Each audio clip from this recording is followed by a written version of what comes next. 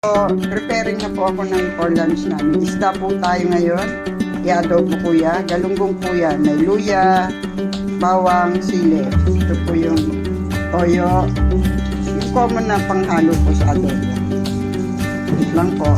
Lagyan ko na po siya ng pamintang buo, yung tsaka laurel.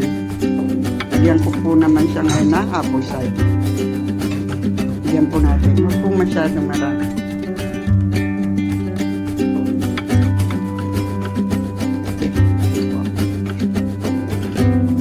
At toyo.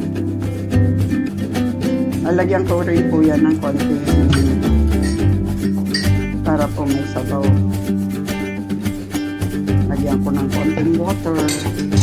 Na po siya. Lagyan po natin ng konting tubig. Usalan po natin sa mahinang apoy. Yan na po. Tinakpan ko lang po. Ito na po siya. Luto na po siya. May konting sabaw po kasi gusto ko yung may sabaw. Enjoy po! Salamat po sa nag-subscribe at nag-like. Share nyo na lang po sa iba. Thank you po.